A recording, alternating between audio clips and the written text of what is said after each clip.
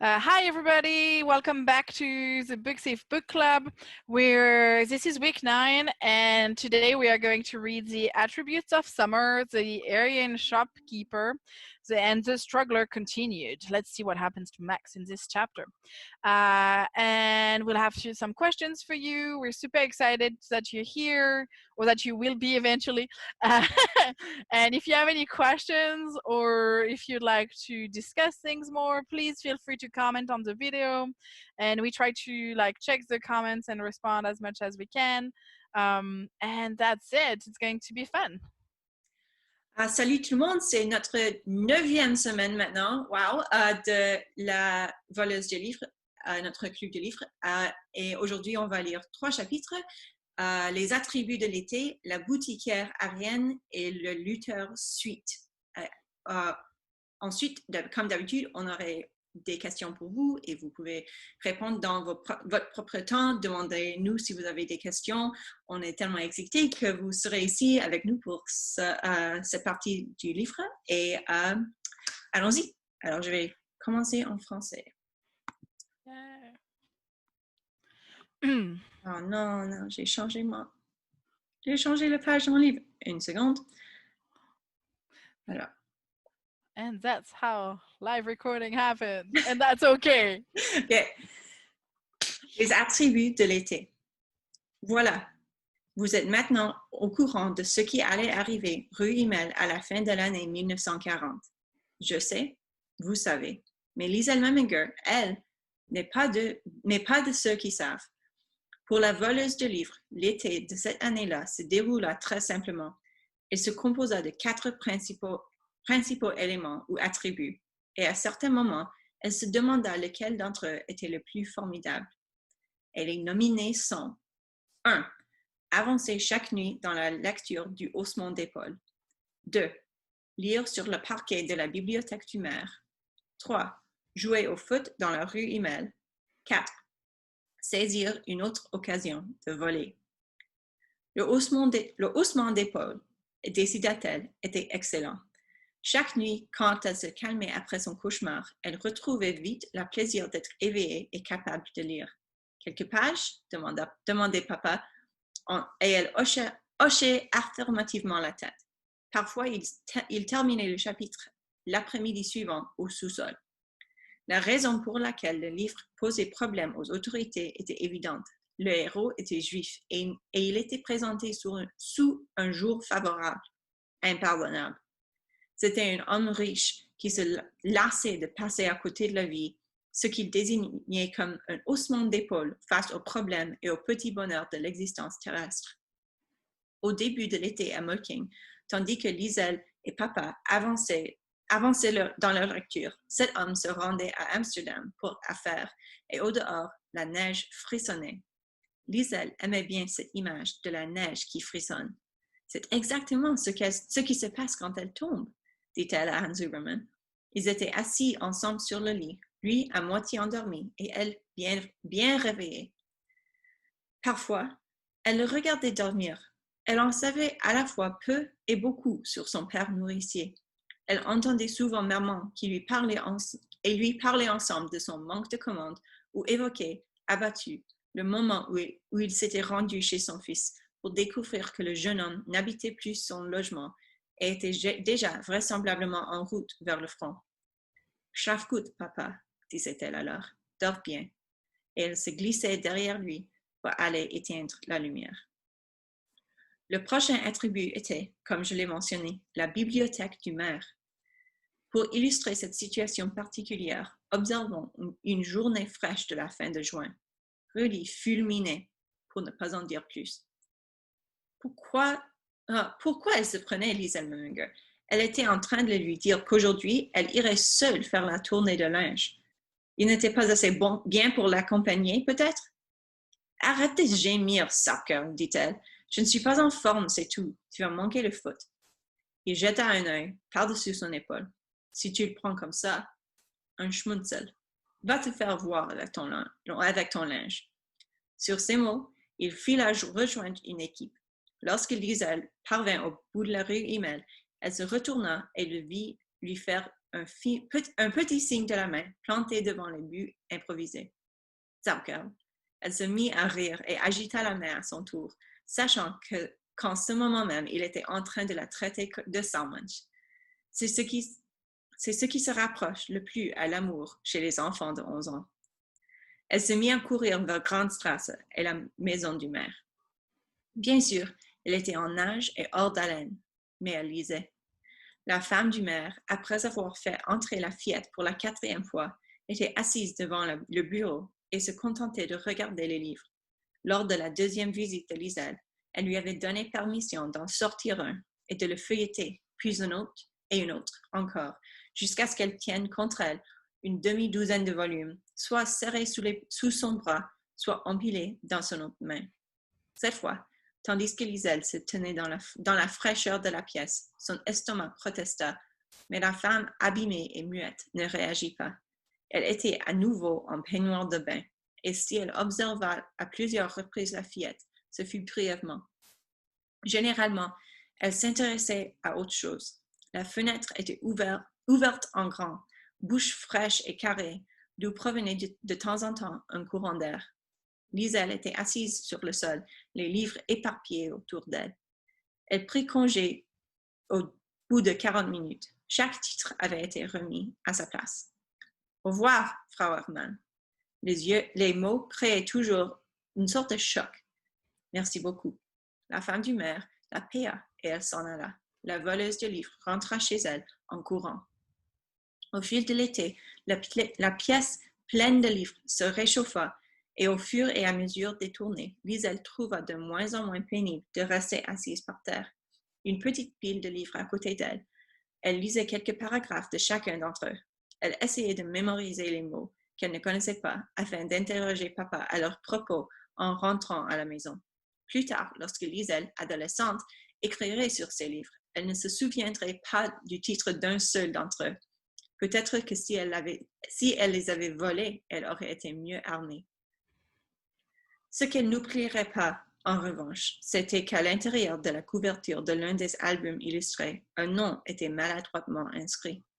Le nom d'un garçon, Johann Hermann. Liselle se mordait la lèvre, mais ne put résister longtemps à la curiosité. Toujours assise sur le sol, elle se tourna vers la femme en robe de chambre. « Johann Hermann, qui est-ce » demanda-t-elle. La femme regarda dans le vague, quelque part du côté des genoux de Liselle. La fillette s'excusa. « Je suis désolée, je ne voulais pas être indiscrète. » Elle laissa la phrase mourir de sa belle mort. Le visage de la femme resta impassible, et pourtant elle parvint à parler. « Il n'est plus de ce monde, » expliqua-t-elle. « C'était les dossiers du souvenir. »« Ah oui, je me souviens très bien de lui. Le ciel était sale et profond comme des sables mouvants. Il y avait un jeune homme entortillé dans les barbelés qui faisait comme une couronne d'épines géantes. Je l'ai libéré et je l'ai emporté. Loin, au-dessous de la terre, nous nous sommes enfoncés jusqu'aux genoux. C'était un jour comme les autres de l'année 1918. En plus de tout le reste, dit-elle, il est mort de froid. Elle joua un moment avec ses mains, puis elle répéta, il est mort de froid, j'en suis certaine. Les femmes, comme l'épouse du maire, sont légion. Je suis sûre que vous l'avez déjà rencontrée. Dans les récits et les poèmes que vous lisez, sur les écrans que vous aimez regarder. Elles sont partout, alors pourquoi pas ici? Pourquoi pas sur une colline dans une petite ville d'Allemagne? Pour souffrir, tous les lieux se valent. En fait, Ilse Hermann avait décidé de faire de la souffrance sa victoire. Elle y succomba, faute de pouvoir y échapper. Elle l'étreignit à bras-le-corps. Elle aurait pu se tirer une balle dans la tête, se lacérer le corps ou se livrer à quelque autre forme d'automutilation. Mais elle choisit ce qu'elle jugea sans doute d'être un moindre mal, subir au moins les rigueurs du climat. D'après ce que savait Liselle, elle priait pour que les étés soient froids et humides. Et là où elle vivait, elle était généralement exaucée. Ce jour-là, en partant, Liselle parvint, non sans mal, à dire quelque chose. Traduction. Elle se débattait avec 3 mots immenses qu'elle porta sur l'épaule avant de laisser tomber ce fardeau maladroit aux pieds d'Ilse Hermann. Ils glissèrent sur le côté au moment où elles ne pouvaient plus supporter leur poids. Ils restèrent sur le sol, énormes, éloquents et malhabiles. 3 mots immenses. Je suis désolée. L'épouse du maire avait de nouveau les yeux dans le vide, le visage comme une page blanche. De quoi? Demanda-t-elle. Mais un moment s'était déjà écoulé et la fillette était presque arrivée à la porte d'entrée. Liesel s'arrêta. Néanmoins, elle préféra ne pas revenir sur ses pas. Elle sortit de la maison sans bruit et contempla la vue sur Molking avant de descendre la colline. Pendant un certain temps, elle eut pitié de la femme du maire. Parfois, elle se disait qu'elle ferait mieux de la laisser seule, mais Ilse Hermann était trop intéressante et l'attrait de ses livres trop puissant. Un jour, les mots avaient trahi Liesel, mais maintenant, installée sur le parquet avec la femme du maire assise au bureau de son mari, elle éprouvait un sentiment de puissance inné. Et ce, à chaque fois qu'elle défrichait un mot nouveau ou réunissait les segments d'une phrase. Or, cette fillette vivait dans l'Allemagne nazie, comme il était important alors qu'elle découvre le pouvoir des mots. Et comme ce serait pénible et pourtant revivifiant, des mois plus tard, lorsqu'elle s'en servirait au moment même où la femme du maire la laisserait tomber. Avec quelle rapidité la pitié qu'elle éprouvait disparaîtrait-elle pour se reporter tout aussi rapidement ailleurs. Mais pour le moment, en cet été 1940, Liesel ne pouvait savoir ce qui l'attendait. Elle voyait simplement une femme en proie de chagrin qui possédait une pièce pleine de livres où elle aimait se rendre. Rien d'autre. C'était le deuxième élément de sa vie cet été-là. Le troisième était un peu plus léger, Dieu merci, les matchs de foot de la rue Hummel. Permettez-moi de vous projeter la scène. Des pieds qui raclent le sol, les haleines de garçons qui se précipitent. Des mots criés « Ici, par là, Scheiße !» Les rudes rebonds du ballon sur la chaussée. Il y avait tout cela dans la rue Hummel au fur et à mesure que l'été s'avançait. Ajoutons-y le son de paroles d'excuses. Les excuses étaient celles de Liesel Meminger, à l'intention de Tommy Müller. Début juillet, elle parvint enfin à le convaincre qu'elle n'allait pas le tuer. Depuis la raclée qu'elle lui avait infligée en novembre de l'année précédente, Tommy n'osait toujours pas l'approcher. Lors des parties de foot rue Hummel, il se tenait prudemment à distance d'elle. « On ne sait jamais quand elle va mordre », avait-il confié à Rudy entre deux tics. À la décharge de Liesel, il faut dire qu'elle se donnait beaucoup de mal pour le mettre à l'aise. Elle était déçue d'avoir réussi à faire la paix avec Ludwig Schmeckel et pas avec l'innocent Tommy Müller, qui se faisait tout petit chaque fois qu'il la voyait. Aw, poor Tommy. How could I know you were smiling for me that day? She asked him repeatedly. She'd even put in a few stints as goalie for him until everyone else on the team begged him to go back in. Get back in there, a boy named Harold Mellon finally ordered him. You're useless. This was after Tommy tripped him up as he was about to score. He would have awarded himself a penalty, but for the fact that they were on the same side. Liesel came back out and would somehow always end up opposing Rudy. They would tackle and trip each other, call each other names. Rudy would commentate. She can't get around him this time, the stupid Zaumensch, Arschgrobler. She hasn't got a hope. He seemed to enjoy calling Liesel an ass-scratcher. It was one of the joys of childhood. Another of the joys, of course, was stealing. Part 4, summer 1940. In fairness, there were many things that brought Rudy and Liesel together, but it was the stealing that cemented their friendship completely. It was brought about by one opportunity, and it was driven by one inescapable force, Rudy's hunger. The boy was permanently dying for something to eat. On top of the rationing situation, his father's business wasn't doing so well of late. The threat of Jewish competition was taken away, but so were the Jewish customers. The Steiners were scratching things together to get by. Like many other people on the Himmel Street side of town, they needed to trade. Liesel would have given him some food from her place, but there wasn't an abundance of it there either. Mama usually made pea soup. On Sunday nights, she cooked it, and not just enough for 1 or 2 repeat performances. She made enough pea soup to last until the following Saturday. Then on Sunday, she'd cook another one. Pea soup, bread, sometimes a small portion of potatoes or meat. You ate it up, and you didn't ask for more, and you didn't complain. At first, they did things to try to forget about it. Rudy wouldn't be hungry if they played soccer on the street, or if they took bikes from his brother and sister and rode to Alex Steiner's shop, or visited Lizel's papa if he was working that particular day. Hence, Huberman would sit with them and tell jokes in the last light of afternoon. With the arrival of a few hot days, another distraction was learning to swim in the Emperor River. The water was still a little too cold, but they went anyway. Come on, Rudy, coaxed her in. Just here. It isn't so deep here. She couldn't see the giant hole she was walking into and sank straight to the bottom. Doug paddling saved her life, despite nearly choking on the swollen intake of water. You sauerkraut, she accused him when she collapsed onto the riverbank. Rudy made certain to keep well away. He'd seen what she did to Ludwig Schmeichel. You can swim now, can't you? Which didn't particularly cheer her up as she marched away. Her hair was pasted to the side of her face and snot was flowing from her nose. He called after her. Does this mean I don't get a kiss for teaching you? Sauerkraut! The nerve of him. It was inevitable. The depressing pea soup and Rudy's hunger finally drove them to thievery.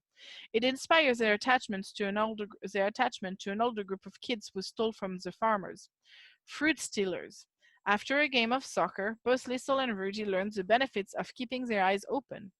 Sitting on Rudy's front steps, they noticed Fritz Hammer, one of their older counterparts, eating an apple. It was of the Klar variety, ripening in July and August, and it looked magnificent in his hand.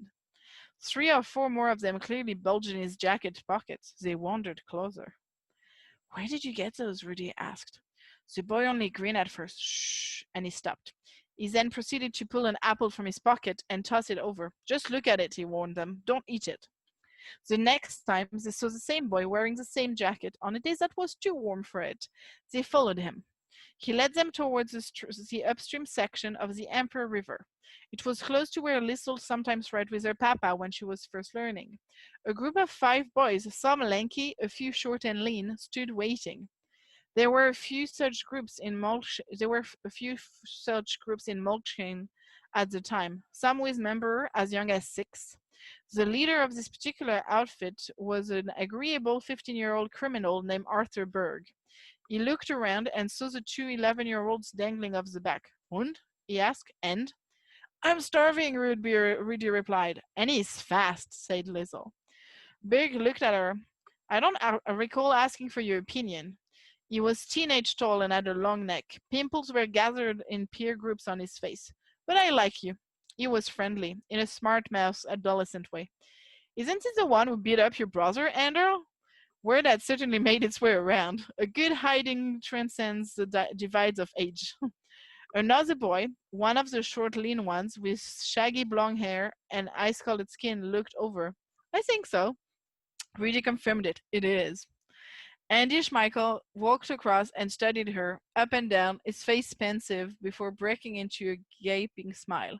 Great work, kid. He even slapped her among the bones of her back, catching a sharp piece of shoulder blade. I get whipped for it if I did it myself. Arthur had moved on to Rudy. And you're the Jesse Owens one, aren't you? Rudy nodded. Clearly, said Arthur, you're an idiot. But you're our kind of idiot. Come on. They were in. When they reached the farm, Liesl and Rudy were thrown a sack. Arthur Berg gripped his own burlap bag. He ran a hand through his mild strands of hair. Either of you ever stolen before? Of course, Rudy certified. All the time. It was not very convincing. Liesl was more specific. I've stolen 2 books. At which Arthur laughed in 3 short snorts. His pimples shifted position. You can't eat books, sweetheart. From there, they all examined the apple trees which stood in long twisted rows. Arthur Berg gave the orders. 1, he said, don't get caught on the fence. You get caught on the fence, you get left behind. Understood? Everyone nodded and said yes. 2, 1 in the tree, 1 below. Someone has to collect. He rubbed his hands together. He was enjoying this. 3. If you see someone coming, you call out loud enough to wake the dead, and we all run. Richig?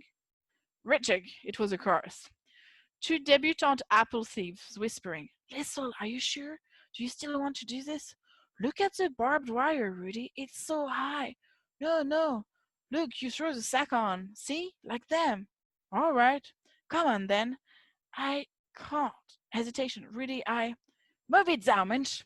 He pushed it towards the fence, threw the empty sack on the wire, and they climbed over, running towards the others.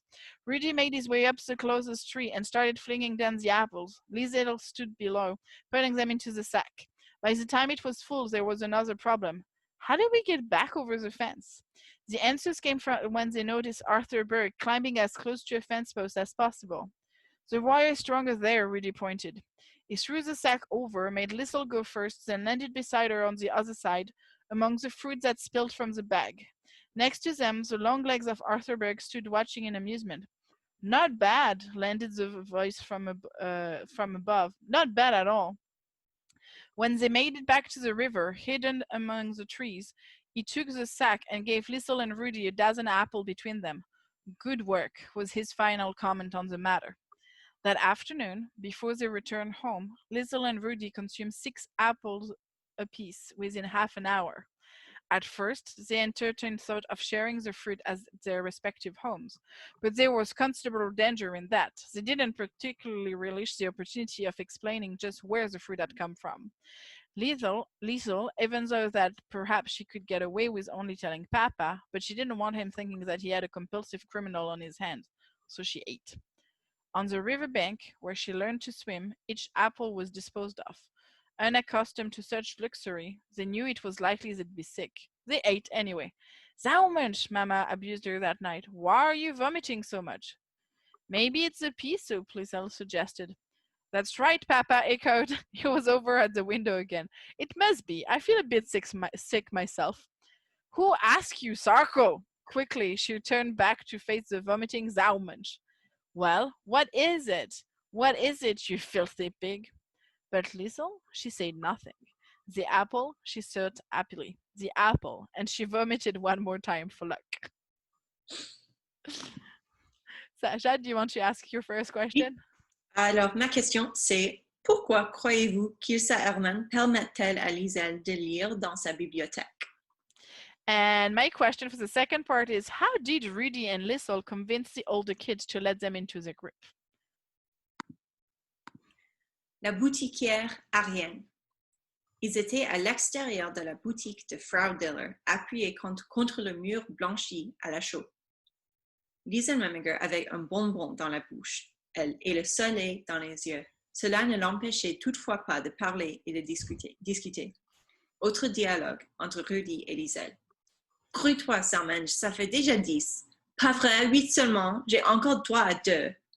Bon, alors dépêche, je t'ai dit qu'on aurait dû prendre un couteau pour le couper en 2.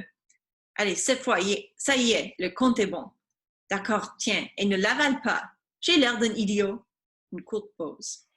C'est chouette, non? Et comment, Zaumensch? Fin août, ils trouvèrent une pièce de pfennig tombée par terre. La joie. Elle était dans un tas de saleté sur le trajet de la tournée de linge, solitaire et rouillée, la moitié pourrie. Regarde! Rudy se précipita dessus. Leur excitation était presque douloureuse tandis qu'ils filaient à toute allure vers la boutique de Frau Diller, sans même penser qu'un seul pfennig ne suffirait peut-être pas. Ils firent irruption dans le magasin et se plantèrent devant la boutiquière Ariane, qui les considéra avec mépris. « J'attends, dit-elle. » Ses cheveux étaient tirés en arrière et sa robe noire étouffait son corps. Sur le mur, la photo encadrée du Führer montait la garde. Rudy réagit le premier. « Heil Hitler! »« Heil Hitler » répondit-elle en se redressant derrière son comptoir. « Et toi ?» poursuivit-elle en jetant un regard noir à Liesel qui se hâta de lancer à son tour un Heil Hitler. Rudy tira présentement la pièce de sa poche et la posa d'un geste décidé sur le comptoir. Il regarda Frau Diller droit dans ses lunettes et annonça « Un assortiment de bonbons, s'il vous plaît. » Frau Diller sourit. Ses dents bataillèrent pour se faire de la place dans sa bouche, et Rudy et Liesel réagirent eux aussi à sa gentillesse inattendue par un sourire qui s'effaça bien vite. Elle se pencha, farfouilla dans quelque chose et réapparut. Voilà, dit-elle en posant un petit sucre d'orge sur le comptoir. Pour l'assortiment, débrouillez-vous.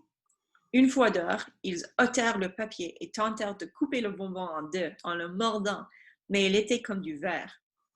Beaucoup trop dur, même pour les crocs de Rudy. Ils durent le sucer à chacun, à son tour, jusqu'à ce qu'il soit terminé. 10 sucés pour Rudy, 10 pour Liesel, en alternance. Elle n'est pas belle la vie? Demanda à un moment Rudy avec un sourire sucré. Liesel ne pouvait dire le contraire. Lorsqu'ils eurent terminé, ils avaient la bouche teinte en rouge.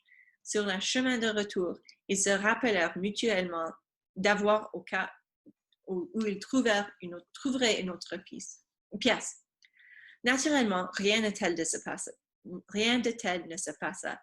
Personne ne peut avoir cette chance 2 fois dans l'année et encore moins dans une seule après-midi. Ils ne gardèrent pas moins le regard fixé sur le sol en avançant dans la rue Himmel. Ils avaient passé une journée formidable et l'Allemagne nazie était un endroit merveilleux. Mon question c'est, avez-vous déjà trouvé de l'argent par terre et qu'avez-vous fait avec? Last chapter of the day, The Struggler, continued. We move forward now to a cold night struggle. We let the book thief catch up later. It was November 3rd, and the floor of the train held on to his feet. In front of him, he read from the copy of Mein Kampf, his savior. Sweat was swimming out of his hand. Finger marks clutched the book. Book Thief Productions officially presents Mein Kampf, My Struggle by Adolf Hitler. Behind Max Vanderberg, the city of Stuttgart opened its arms in mockery. He was not welcome there, and he tried not to look back as the stale bread disintegrated in his stomach. A few times he shifted again and watched the lights become only a handful and then disappear altogether. Look proud, he advised himself. You cannot look afraid. Read the book, smile at it. It's a great book, the greatest book you've ever read. Ignore that woman on the other side. She's asleep now anyway. Come on, Max, you're only a few hours away. As it had turned out, the promised return visit in the room of darkness didn't take days, it had taken a week and a half. Then another week till the next, and another until he lost all sense of the passing of days and hours. He was relocated once more to another small storage room, where there was more light, more visit, and more food. Time, however, was running out. I'm leaving soon, his friend Walter Kugler told him. You know how it is, the army. I'm sorry, Walter. Walter Kugler, Max's friend from childhood, placed his hand on the Jew's shoulder.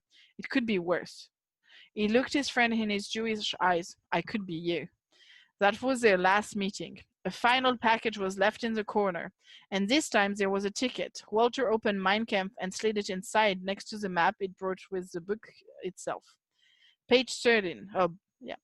He smiled. For luck. Yes? For luck. And the two of them embraced. When the door shut, Max opened the book and examined the ticket. Stuttgart to Munich to passing. It left in 2 days, in the night, just in time to make the last connection. From there, he would walk. The map was already in his head, folded in quarters. The key was still taped to the inside cover.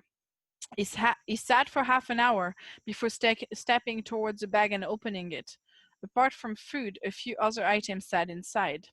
The extra content of Walter Kugler's gift. 1 small razor, a spoon, the closest thing to a mirror, shaving cream, and a pair of scissors. When he left it, the storeroom was empty but for the floor. Goodbye, he whispered. The last thing Max saw was a small mound of hair sitting casually against the wall. Goodbye. With a clean-shaven face and lopsided yet neatly combed hair, he had walked out of that building a new man. In fact, he walked out German. Hang on a second, he was German, or more to the point, he had been. In his stomach was the electric combination of nourishment and nausea. He walked to the station. He showed his ticket and identity card, and now he sat in a small box compartment of the train, directly in danger spotlight. Papers! That was what he dreaded to hear. It was bad enough when he was stopped on the platform and knew he could not withstand it twice. The shivering hands, the smell, no, the stench of guilt. He simply couldn't bear it again. Fortunately, they came through early and only asked for the tickets. And now all that was left was a window of small towns, the congregations of light, and the woman snoring on the other side of the compartment. For most of the journey, he made his way through the book, trying never to look up. The words lolled about in his mouth as he read them. Strangely, as he turned the pages and progressed through the chapters, it was only 2 words he never tasted. Mein Kampf, my struggle. The title over and over again as the train prattled on from one German town to the next. Mein Kampf, of all the things to save him. So, and my question for you is, why was a copy of Mein Kampf given to Max? Was it effective? And why was it effective? And that's it for today.